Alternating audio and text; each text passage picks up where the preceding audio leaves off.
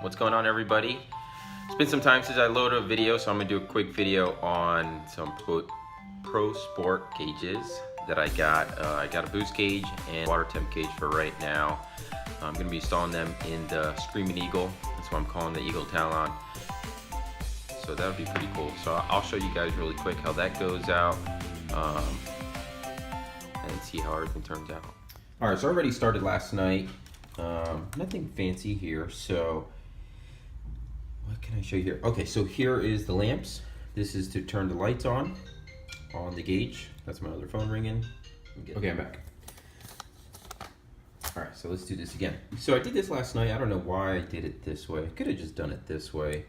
Nothing fancy for this car. It's an older car, so. Lights. So that's gonna be on a separate wire right here. Power.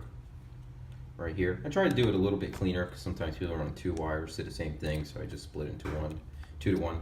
And then here's the ground. This is a sensor.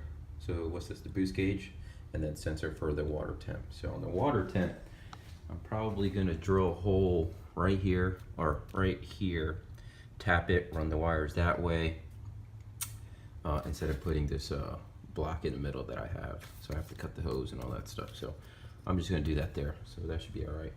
And get that done. I'll get back to the transmission. I've done that already. Anyway, that's another video.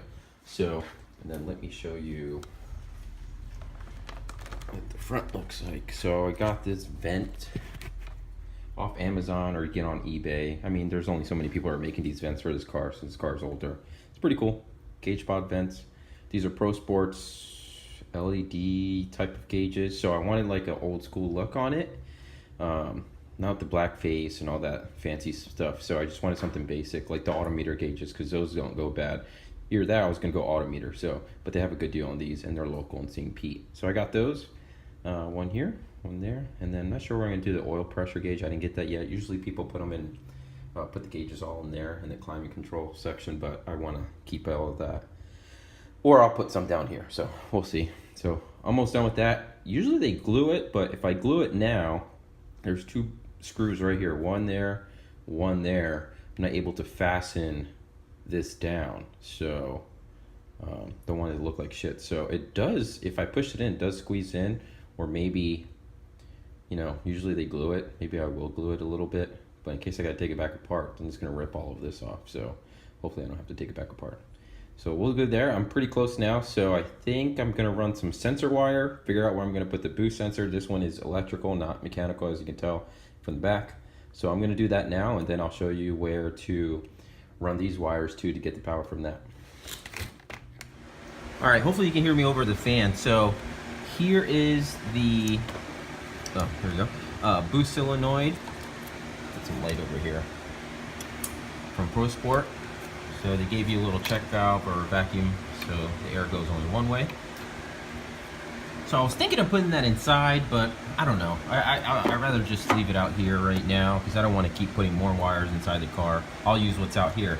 So when I eliminated some vacuums, the emissions, this is basically for the emissions and vacuums and all that stuff. It runs this way to the engine, over there to these ports, and then back. It just fluctuates. And then it was also connected to an EGR, which I eliminated, and a charcoal canister.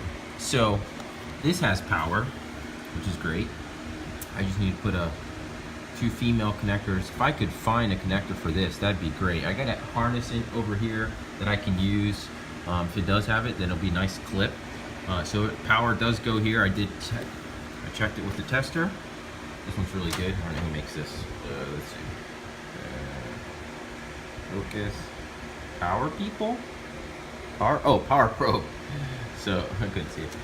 So yeah, it checked out well. It's power there, and then I'll use the other one for ground, and then I'll have a clip. I'll paint this, so I can use this bracket and then this right here. So it'll be really pretty good. So I'm pretty excited. So let me get that. I'll put that on there. So that's for the boost solenoid, and then I'll figure out the water one later. So I'll do that. Run the wire that way, and I did find a hole down there I can use. So I'll run just one wire instead. So these two, the positive and negative, will go here. The sensor wire will go straight to the gauge. So, and I'll run it right down there. It'll be really nice.